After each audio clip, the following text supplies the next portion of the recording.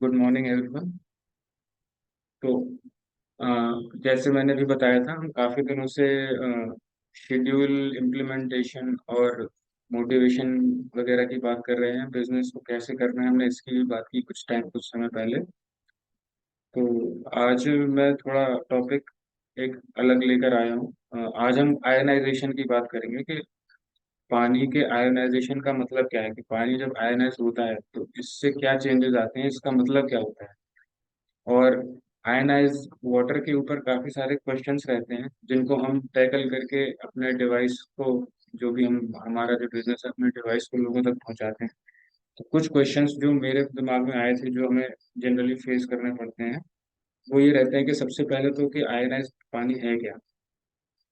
फिर जब मशीन के बारे में बताते हैं तो उसमें लिखा होता है कि 9.5 pH, और एक जगह लिखा होता है स्ट्रॉन्ग क्लैरिंग वाटर। तो स्ट्रॉन्ग का जो वर्ड यूज किया गया है, उस स्ट्रॉन्ग वर्ड को यूज करने का रीजन क्या है। फिर एक क्वेश्चन है कि ये जो आयनाइजेशन हो रहा है ये तो मशीन कर रही है, यानी हम मशीन से बना हुआ पानी पी रहे हैं, तो क्या ये ठीक है कि नहीं। एक ये क्वेश्चन काफी आता है। फिर लोग पूछते हैं कि इसकी आदत नहीं लग जाएगी कहीं, क्योंकि मिनरल्स जो हमारे आरओ जो हमारा काम करता है वो टीडीएस कम कर देता है। तो टीडीएस, इस मशीन का टीडीएस से क्या लेना देना है, कम ज्यादा जो भी है, इस चीज को हम आंसर करेंगे। ये पानी हमारे आरओ पानी या टैप वाटर से किस तरह अलग हो जाता है जब पानी आयनाइज हो जाता है, इसकी बात करेंगे। और क्या चेंजेस ये लेकर आता है इनिशियली और कुछ समय बाद। तो सबसे पहले जो अपन शुरू करेंगे कि आयनाइज्ड एल्कलाइन वाटर है क्या। तो आयनाइज्ड एल्कलाइन वाटर जो है, इसमें हमें दो वर्ड मिले, एक मिला है हमें आयनाइज्ड, और दूसरा जो हमको मिला है वो है एल्कलाइन। तो, तो जब भी हमारे रेगुलर वाटर में कैल्शियम, मैग्नीशियम और पोटेशियम, ये एक ऐसे अल्कलाइन मिनरल्स हैं, ये जब हमारे पानी में मौजूद होते हैं तो पानी हमारा अल्कलाइन नेचर का होता है। लेकिन इनका पानी में मौजूद होना, ये का इस बात से कोई रिलेशन नहीं है कि ये पानी हमें फायदा देगा, क्योंकि मिनरल्स जो है वो एक्टिवेटेड या फिर चार्ज नहीं है इस समय पर। जो सिर्फ अल्कलाइन की जब हम बात करते हैं, जब हम पानी के आयनाइजेशन होने की बात करते हैं, तो यही मिनरल्स जो हमारे पानी में प्रेजेंट हैं ये चार्ज स्टेट में आ जाते हैं, यानी एक्टिवेटेड फॉर्म में अगर हम बोलें तो एक्टिवेटेड फॉर्म में आ जाते हैं। लेकिन यहाँ भी जो हमारा वाटर है उसमें कोई चार्ज नहीं होता। जब पानी आयनाइज्ड एल्कलाइन होता है तो जो भी एसेंशियल मिनरल्स हैं, जैसे मैंने बताया भी, कैल्शियम, मैग्नीशियम, पोटेशियम वगैरह, ये सारे ही चार्ज स्टेट में होते हैं पानी के साथ। पानी और ये मिनरल सभी चार्ज स्टेट में होते हैं। इनके आयनाइज होने की वजह से, इनके चार्ज होने की वजह से पानी में एंटीऑक्सीडेंट लेवल काफी बढ़ जाता है। तो एंटीऑक्सीडेंट को बढ़ाने का काम हमारे ये मिनरल्स करते हैं, जो कि एक चार्ज स्टेट में आ चुके हैं। फिर इसके बाद होता क्या है कि हमारी मशीन से हम बताते हैं कि आयनाइजेशन के लिए एक चैम्बर लगा हुआ है, जिसमें टाइटेनियम की प्लेट्स हैं जो प्लेटिनम से कोटेड है, और यहाँ पर एक प्रोसेस होती है जिसको अपन इलेक्ट्रोलिसिस कहते हैं। अब इलेक्ट्रोलिसिस होती है, हमें ये पता है, हमें ये भी पता है कि जब इलेक्ट्रोलिसिस होता है तो पानी जो है वो अपने कंस्टिट्यूएंट्स में ब्रेक होता है, यानी H+ में और OH नेगेटिव में ब्रेक हो रहा है।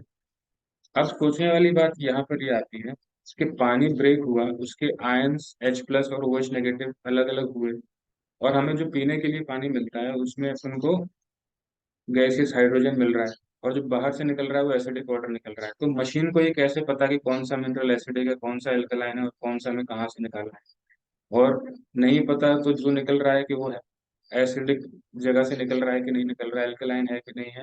मतलब मशीन कोई कॉन्शियस स्टेट में तो है नहीं कि उसको पता हो कि हाँ ये अल्कलाइन होता है तो इसको यहाँ से देना है, और ये एसिडिक होता है तो इसको नीचे से निकालना है। तो मशीन को ये कैसे पता।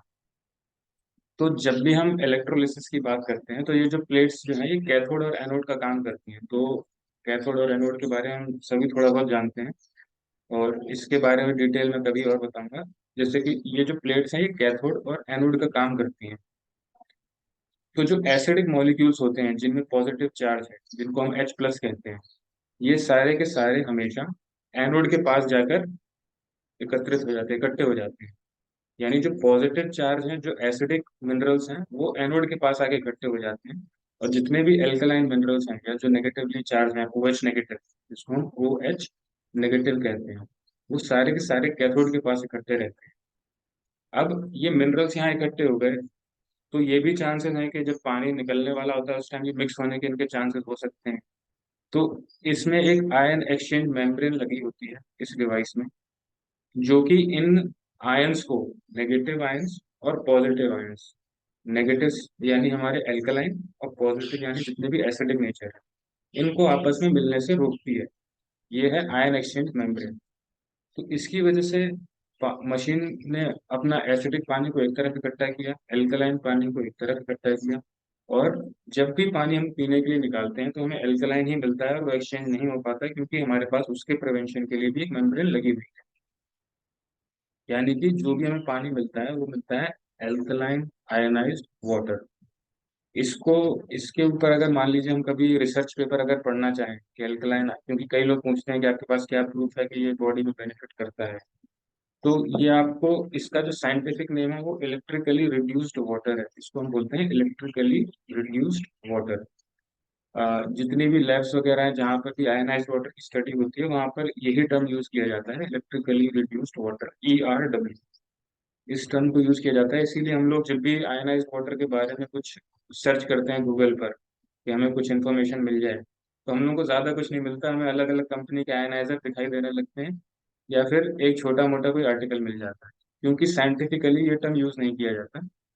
और ये हमारे लिए एक अच्छी बात है कि जहाँ भी इलेक्ट्रिकली रिड्यूस्ड वाटर की स्टडी होती है वो कैंगन वाटर को ही यूज करते हैं लास्ट में। अगर आप उनका कभी भी जो सोर्सेज वगैरह जहाँ वो मेंशन करते हैं तो वहाँ पे वो कैंगन वाटर, ये मैंने देखा है करीब 90% टाइम्स कि वो कैंगन वाटर की ही बात कर रहे होते हैं, लेकिन वो इस चीज़ को मेंशन नहीं करते।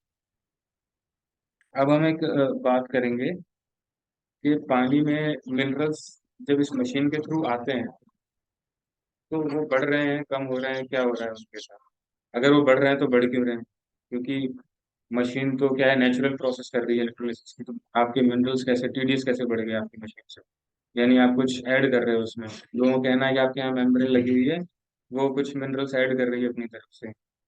तो होता क्या है कि आपका एक पानी है जिसमें एल्कलाइन और एसिडिक सभी कुछ है। अब हुआ क्या कि आयनाइजेशन की वजह से एसिडिक मिनरल्स को निकाल के अलग कर दिया गया, तो जो क्वांटिटी थी एल्कलाइन मिनरल्स की वो ऑब्वियसली ज्यादा हो गई। कॉन्सेंट्रेशन जो एल्कलाइन मिनरल्स का था तो वो बढ़ गया। तो जब हमको जो पानी हमने पीने के लिए निकाला तो वो कॉन्सेंट्रेशन जो था वो पूरा एल्कलाइन मिनरल्स का निकला है, और वो बढ़ा हुआ है क्योंकि एसिडिक उसमें से बाहर हो गया है। तो इस वजह से हमको कभी कभी ये जनरली TDS ज्यादा ही मिलता है पानी का। तो ये अच्छी बात है हमारे लिए, क्योंकि आपको चार्ज्ड आयंस मिल रहे हैं अपने पानी में। ये एंटीऑक्सीडेंट आपका पानी का बढ़ाते हैं। ये सभी, अब ये इसकी बात आती है कि ये टैप वाटर से अलग कैसे। तो देखिए ये तो सीधा बात है कि टैप वाटर इतने सारे पॉल्यूशन से, मतलब दुनिया भर का पॉल्यूशन परमेट होकर जमीन के नीचे जा रहा है। टैप वाटर की बात जब हम करते हैं तो हम उस पानी की बात करते हैं जो टंकी से हमारे यहाँ सप्लाई में आता है। हम नदी के पानी की बात नहीं करते। अगर नदी किसी, उसका पानी अगर आपके नल में आता है सप्लाई के लिए, तो उसकी बात हम नहीं करते, क्योंकि वो कुछ हद तक अलग होता है, उसकी बात ही मैं करूंगा अभी आगे जाके। तो टैप वाटर वो पानी है जो स्टोर कर दिया गया है। किसी भी पानी को स्टोर करने से उसके ऊपर, उसके अंदर से मूवमेंट बंद हो गई है। अब मूवमेंट बंद हो गई है, पानी स्टेबल है। तो जो भी चीज स्टेबल है, जो मूव नहीं कर रही, ये हमें साठे जी ने भी कई बार बताया है कि जो चीज मूव नहीं कर रही उसको हम डेड ही मानते हैं। तो वो पानी हमारा डेड फॉर्म में है, उसमें कोई भी मिनरल्स एक्टिवेटेड स्टेट में नहीं है, अगर है भी तो हमें बेनिफिट नहीं दे पाता।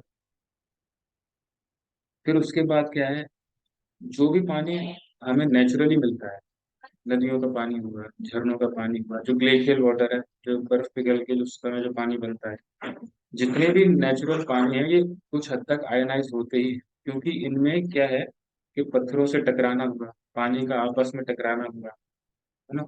और कुछ जैसे ग्लेशियल के टाइम पे मिनरल पानी जब बर्फ पिघल के बन रहा होता है, मिनरल्स कई सारे उस टाइम पे जो कॉन्सेंट्रेटेड फॉर्म में आसपास जमा है वो मिल जाते हैं पानी में आके। तो इन सब की वजह से क्या है, ये जो मिनरल्स इस टाइम पे जब मूव कर रहे होते हैं तो ये चार्ज फॉर्म में आ जाते हैं। चार्ज फॉर्म में आ गए यानी कि आयनाइज्ड फॉर्म में है ये। तो पानी जो है वो आयनाइज होता है कुछ हद तक, जो भी मूव करता हुआ पानी, जैसे हमारा नदियों का पानी होता है, ग्लेशियर वाटर होता है। इसीलिए आप कभी देखेंगे तो ये जो पानी होता है इनका पीएच भी आपको 8 से 9 के बीच में ही मिलेगा। यानी जो नेचुरली जो वाटर हमें मिला था वो आयनाइज्ड एल्कलाइन ही था। वो हमने स्टोर करके उसको कम टीडीएस का आरओ वाला सेफ और साफ पानी बना दिया उसको, लेकिन वो हेल्दी नहीं रहा। फिर अब मैं कुछ जो कैंगन वाटर और स्ट्रॉन्ग कैंगन वाटर के बारे में बताऊं आपको। अगर हम जैसे नेचुरल आयनाइजेशन करते हैं तो वो आयनाइज्ड वाटर होता है, उसको हम आयनाइज्ड वाटर ही कहते हैं जो नेचुरली हमें मिलता है। लेकिन जब हम कुछ एक्स्ट्रा फंक्शन के लिए जैसे कि इमल्सिफिकेशन के लिए या फिर क्लीनिंग पर्पस के लिए, जैसे लेबोरेटरीज में क्लीनिंग वगैरह के लिए स्ट्रॉन्ग आयनाइज्ड वाटर बनाया गया था टेस्टिंग के टाइम पे।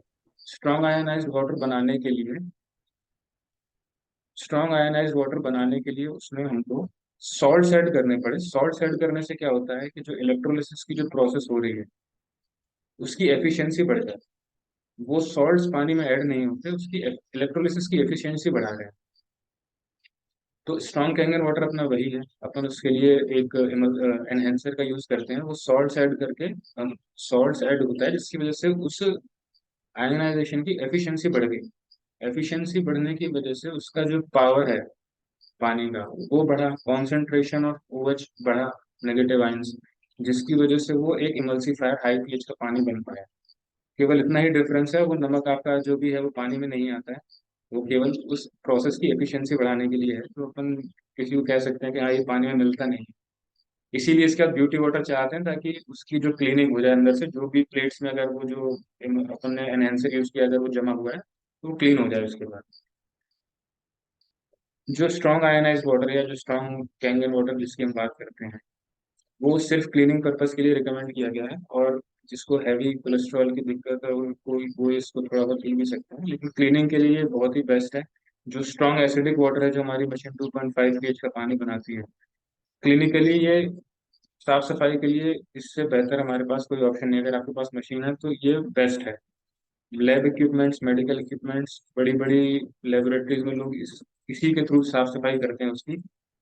और अगर हमारे घर में डिवाइस है तो ये इससे बढ़िया कुछ है ही नहीं साफ सफाई के लिए।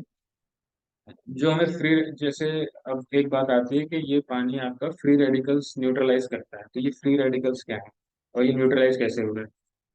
तो जितनी भी बायोलॉजिकल प्रोसेसेस हमारी बॉडी के अंदर होती हैं, हमने खाना खाया वो पच रहा है, हम बाहर घूम रहे हैं सांस ले रहे हैं, पोल्यूशन भी जा रहा है हवा के साथ साथ। तो क्या है कि ये सारी एक्टिविटीज जो बॉडी के अंदर हो रही हैं ये पॉजिटिव चार्ज आयंस बनाती हैं जो कि फ्री हैं। इनको हम फ्री रेडिकल्स इसीलिए बोलते हैं। ये फ्री इसलिए हैं क्योंकि ये पॉजिटिवली चार्ज हैं, ये नेगेटिव आयन ढूंढ रही हैं कि किसी के साथ ही बॉन्ड बना के मिल जाएं और स्टेबल हो जाएं। एक बार कोई भी मॉलिक्यूल जब स्टेबल हो जाता है तो फिर वो निष्क्रिय हो जाता है, मतलब वो आपकी बॉडी को कोई भी नुकसान नहीं पहुंचाने वाला, क्योंकि वो अब एक स्टेबल फॉर्म में आ गया है, एक मॉलिक्यूल बन गया है। लेकिन अगर उसमें एक इलेक्ट्रॉन मिसिंग है तो वो एक फ्री आयन बन गया है, मतलब अब वो मॉलिक्यूल ना होकर एक फ्री आयन है। और फ्री आयंस हमारी बॉडी के लिए हार्मफुल होते हैं, भले ही वो कुछ समय के लिए रहें लेकिन वो हमारी बॉडी के लिए हार्मफुल होते हैं। जब हम ये पानी को पीते हैं अपने तो इसमें हमें OH नेगेटिव मिलता है आयनिक फॉर्म में, आयनाइज्ड फॉर्म में। यानी एक फ्री इलेक्ट्रॉन आया हमारी बॉडी में जो इस घूमते हुए पॉजिटिव चार्ज फ्री रेडिकल को साथ मिलकर इसको न्यूट्रलाइज कर दिया। और जब इसने इसको न्यूट्रलाइज कर दिया तो अभी कोई नुकसान अपन को नहीं पहुंचा सकता अपने बॉडी को। तो जितना ज्यादा हम इस पानी को कंज्यूम करेंगे हमारी बॉडी में फ्री रेडिकल्स उतने कम डेवलप होंगे।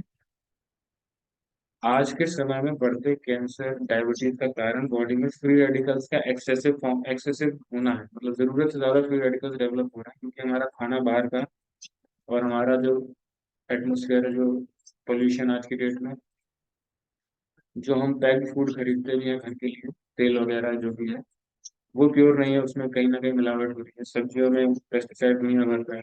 तो ये सारी चीजें हमारी बॉडी में फ्री रेडिकल्स को बढ़ा रही हैं। ये थे हमेशा से, लेकिन आज के समय में ये जरूरत से ज्यादा हो गए हैं, जिसकी वजह से ये जो केसेस हैं कैंसर, बीपी बढ़ना, ये बहुत ही यंग एज में भी दिखने लगे। क्योंकि ये नेगेटिव आयन आपको देता है पानी में, एंटीऑक्सीडेंट है, तो ये इन फ्री रेडिकल्स को न्यूट्रलाइज कर देता है। इनर्ट फॉर्म में एक बार आ गया, जब मॉलिक्यूल बन गया तो ये आपको कोई भी नुकसान नहीं पहुंचा सकता। तो अभी ये मैंने थोड़ा बहुत प्रिपेयर किया था आज सुबह सुबह। अ, मैं इसको और डिटेल स्टडी कर रहा हूँ ताकि और अच्छे से इसको कभी मौका मिले तो समझा पाऊँ आप सभी को। ये थोड़ा बहुत था, किसी को अगर डाउट हो तो मुझसे पूछ सकते हैं। मैंने जितना भी बताया इसके ऊपर काफी रिसर्च करी बताने से पहले। तो मैं अभी सभी को अनम्यूट करता हूँ, अगर आप में से कोई कुछ पूछना चाहे तो,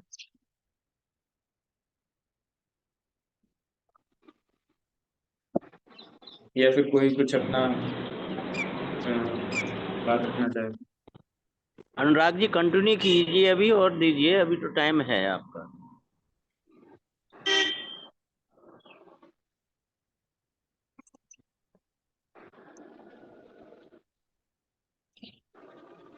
हाँ सर, टाइम तो है लेकिन कंटेंट यही है। इसके बारे में मैं और बताता हूँ। तो जैसे कि अ, जो आयनाइज्ड एसिडिक जो पोर्शन जितना भी है आयनाइज, ये मैं उस टर्म्स में ये मैं मशीन के टर्म्स में नहीं, ये मैं जो साइंटिफिक टर्म्स में जो वर्ड्स यूज होते हैं उनके टर्म्स में बता रहा हूँ कि वो वर्ड यूज करते हैं ionize acidic water. Ionize acidic water वही वाटर है जो हमारी मशीन 2.5 pH का और 6 pH का जो पानी हमें देती है। ये जो आयनाइज्ड एसिडिक वाटर है, इसकी रिसर्च बेस्ड रिजल्ट्स हैं कि ये स्किन के लिए बहुत अच्छा होता है और एक्सटर्नल यूजेस, बॉडी के एक्सटर्नल यूजेस के लिए बहुत अच्छा है।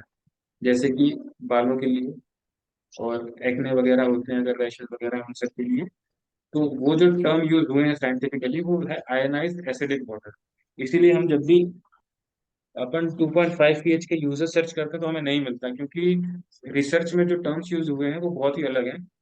और वो हमारी मशीन में वो टर्म्स यूज नहीं किए हुए हैं, क्योंकि कैंगन को एनर्जिक ने पेटेंट करा लिया, रजिस्टर करा लिया, तो वो कैंगन यूज करते हैं वर्ल्ड जगह।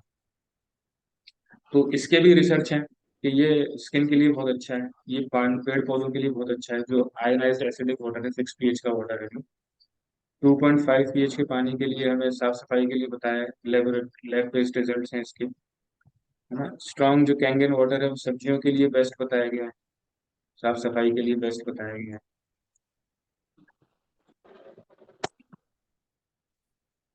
बाकी अभी और भी कई सारी चीजें हैं जो एक डिटेल पूरा सेशन मांगती हैं। इन्हीं चीजों को हम और भी ज्यादा डिटेल में जा सकते हैं।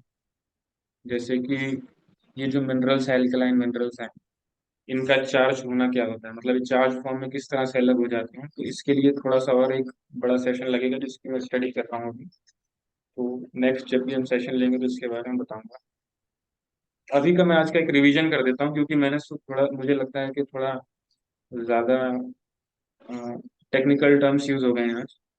तो पहली चीज जो मैंने बताई थी वो थी कि पानी में एल्कलाइन मिनरल्स का होना, वो भी चार्ज फॉर्म में, उन पानी को आयनाइज्ड एल्कलाइन बनाता है।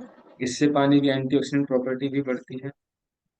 जो इलेक्ट्रोलिसिस की प्रोसेस होती है उसमें एक कैथोड होता है, एक एनोड होता है। हर जगह जहाँ भी ये प्रोसेस होती है वहाँ दो कैथोड और एक एनोड होते हैं। जो हमारी प्लेट्स हैं जो वो इसी का काम करते हैं। तो जो एसिडिक वाटर है वो एनोड की तरफ इकट्ठा होता है, और जो एल्कलाइन वाटर है जो हमें मिलता है वो कैथोड की तरफ इकट्ठा होता है। और एक आयन एक्सचेंज मेम्ब्रेन है जो इसे आपस में मिलने से रोकती है। तो जो हमें मिलता है जो पानी पीने के लिए आयनाइज्ड एल्कलाइन, वो कैथोड की साइड इकट्ठा हुआ पानी है। और ये थोड़ा सा एक नया इन्फॉर्मेशन मुझे मिला था, तो मुझे लगा मैं आपको बताऊं। और जितना भी पानी, नेचुरल पानी हमें अवेलेबल है, नेचुरल वाटर जितना भी नेचर में है, वो कुछ हद तक आयनाइज्ड ही होता है। यानी हमें नेचर से ही आयनाइज्ड वाटर मिला है और हमने उसको स्टोर करके खराब किया। तो ये जो डिवाइस है ये हमें वापस से नेचुरल वाटर देता है। तो हमें इसकी वैल्यू भी करनी चाहिए और लोगों को ज़्यादा से ज़्यादा बताना भी चाहिए कि आप नेचर से कितना दूर आ रहे हैं। और नेचर के पास जाने के लिए आपके पास एक डिवाइस है। फिर अमाउंट जरूर लोगों को थोड़ा सोच में डाल देता है, लेकिन आप जो चीज लेकर आ रहे हैं वो आपको नेचर घर में दे रहा है। जो नेचर ने दिया है वो आप घर में बना रहे हो, तो अमाउंट तो, नेचुरल चीजें पाना इतना आसान नहीं है। थोड़ा सा एफर्ट है और आपके घर में वो चीज होगी जो आप पास नेचुरली होनी चाहिए थी। पहले हम ही ने सब कुछ खराब किया, अब वापस नेचुरल बनाने के लिए हम ही को पैसे लगाने पड़ रहे हैं और उसी चीज में हम सोच रहे हैं। तो जिन्होंने भी ये डिसीजन लिया है इसको अपने घर पे लाने का, वो बहुत ही बढ़िया डिसीजन था, बेहतर डिसीजन था। और हम सब यहाँ बैठे, हम सभी ने वो डिसीजन लिया है। सर अब कुछ 7 मिनट बचे हैं हमारे पास। काम तो सर कुछ, अगर आप कहना चाहें, लक्ष्मण सर आप कुछ कहना चाहें। हाँ सर। हाँ सर। हाँ सर पूछिए। सर मैं आज की आपकी आवाज आ रही है सर? हाँ सर आ रही है। हेलो, आवाज आ रही है सर? हाँ सर, सर आ आवाज रही आ है। रही? आ रही ये मतलब ये कहना चाहूंगा सर, आज आपने जूम मीटिंग में जो अपनी बात रखी है, है। ये बहुत ही काबिले तारीफ है। और मैं सभी गुरुओं महापुरुषों से, जिन्होंने मानवता के लिए इस देश में काम किया है, उनसे कामना करता हूं कि आप बहुत ऊंचाइयों तक आने वाले समय पहुंचेंगे। आपने एक ऐसी मैनेजमेंट, ये मतलब टेक्नोलॉजी के बारे में बात की है। जापान की जो मेडिकल डिवाइस है, उससे हमारा जीवन, हेल्थ के प्रोसेस के लिए आपने जो टेक्नोलॉजी की बात की है, 11.5 pH का, 9.5 pH का, और जी। 9 pH का, 8 pH का, 7 pH का, 6 pH का, 2.5 pH की जो बात की है, जो आपने जानकारी शेयर की है, तो मैं कहना चाहूंगा, जो हमारे महापुरुष ने कहा है, कबीरा खड़ा बाजार में, कबीरा खड़ा बाजार में लहे लुकटिए हाथ, जो घर फूके आप ना चले हमारे साथ। उस महापुरुष ने ये कहा है, आप ज्ञान की जो लुकटिया है अपने हाथ में लेकर के, मानवता के लिए, जनता के प्रति आप समर्पित हैं, उसको लेकर के आप जिस टेक्नोलॉजी की बात कर रहे हैं, जापान मेडिकल डिवाइस की, उनके हित में आपने जो बात की है, वास्तव में ये काबिल तारीफ है। आप, मैं ये कहना चाहूंगा कि हम नौजवान लोगों को, आप 5 लोगों की एक ऐसे ग्रुप बनाएंगे, जो आप डेली उनको अवेयरनेस का कार्यक्रम चलाएंगे। चाहे आपको स्पेशल 1 घंटा उनके लिए देना पड़े, इसके लिए मैं आपको आने, अगर आप इसमें सक्सेस होते हैं, तो मैं आपको अपनी तरफ से कुछ, ये अभी नहीं कहूंगा, लेकिन कुछ ना कुछ आपके पॉजिटिव के लिए कुछ हम मैं करूंगा जरूर। इसीलिए अवेयरनेस के लिए आपको अनुराग सर, और अपने वो है ना एक और साथी, और ये क्या नाम है जो अपना आरओ को देखते हैं ना, हाँ राज, राज, राज। हाँ। राज है, और जितेंद्र सर है, और ये एक अपने अजय को ले लीजिए, और ये 2 3 5 युवाओं को आप ऐसा, आपको जल्दी से कुछ ऐसा कार्यक्रम चलाना चाहिए, उनको मतलब मोटिवेट करना चाहिए कि हम आने वाले समय में जो मेडिकल डिवाइस के बारे में आपने, जो मैन्युफैक्चर के बारे में आपने बताया है, और बीमारियों की रोकथाम के लिए आपने बताया है, वास्तव में बहुत ही काबिल तारीफ है। मैं थैंक्स कहना थैंक यू सर। चाहूंगा, और पूरी टीम का शुक्रगुजार करूंगा। Thank you. Thank you sir. Sir और मैं बताऊं आपको कि मैं पूरी तरह से इस कोशिश में लगा हूं कि हम सभी जो भी आपने अभी बताया ना, हम सभी मिलके एक कुछ ऐसा करें कि ये जो भी हम जानकारी इकट्ठा करते हैं परमानेंट लोगों के पास और बहुत आसानी से पहुंच सके, कैसे भी करके इसकी हम लोग तैयारी करेंगे। मैं खुद भी इसके लिए पूरी तरह से प्रिपरेशन कर रहा हूँ और सभी को साथ में लेकर ये काम कर पाऊंगा, क्योंकि अकेले थोड़ा यस। नहीं हो पाता। सब साथ में रहते यस। हैं तो मोटिवेशन बना रहता है, और सब यस। साथ यस। में से रहेंगे, सब साथ में आगे बढ़ेंगे। इससे बढ़िया क्या होगा, हमारी टीम है पूरी साथ में। तो अभी हमारे पास 4 मिनट हैं अभी, लेकिन अगर आप में से और कोई कुछ कहना चाहे तो मैं।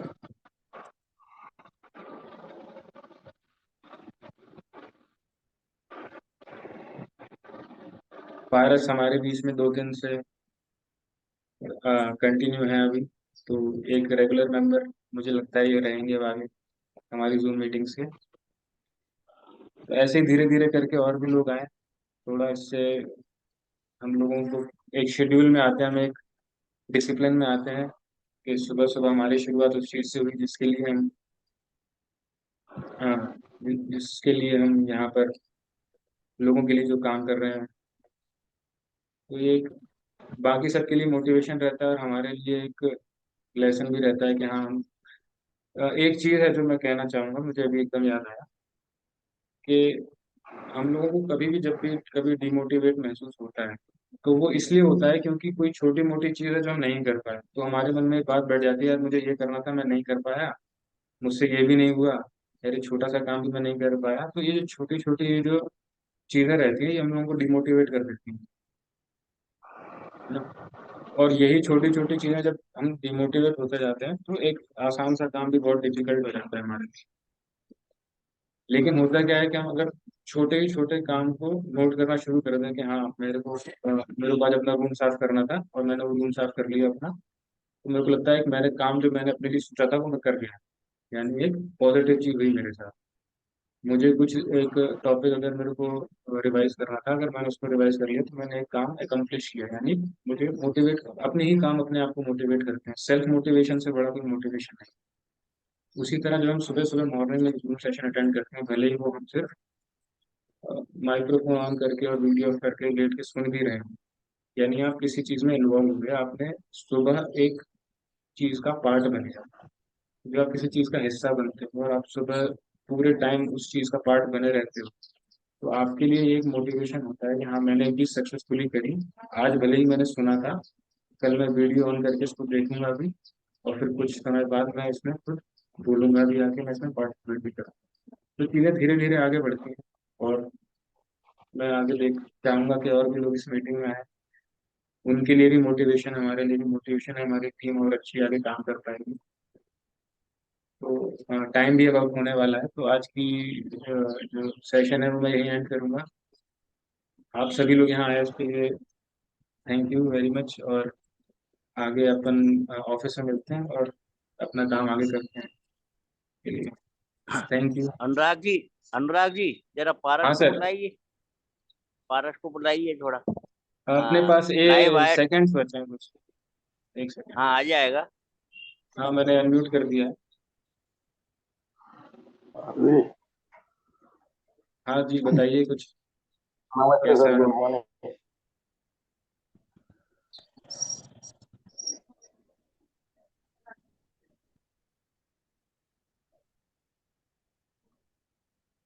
पारस लाइव है? कुछ अपना एक्सपीरियंस आप शेयर कीजिए मीटिंग को लेकर, कल और आज के बीच में जो भी रहा हो।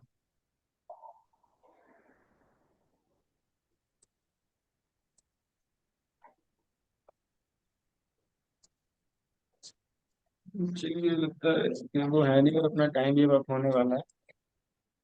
चलो तो ठीक अब मैं इस मीटिंग को यहीं पर एंड करूंगा। तो अपन कल मॉर्निंग में मिलते हैं फिर से जूम पर। और है। अगर कोई भी थैंक यू किसी टॉपिक पर अनुराग जी, कुछ, थैंक यू हाँ sir Anurag ji, okay. Thank you thank you. हाँ वेलकम वेलकम सर। अगर किसी के पास कोई टॉपिक है या उन्हें लगता है कि कुछ वो बताना चाहते हैं, तो आप अपने ग्रुप पर मैसेज कर दीजिएगा। अदरवाइज हम डिसाइड करते हैं कि फिर कल का सेशन कौन देने वाला है। चलिए, थैंक यू। ओके।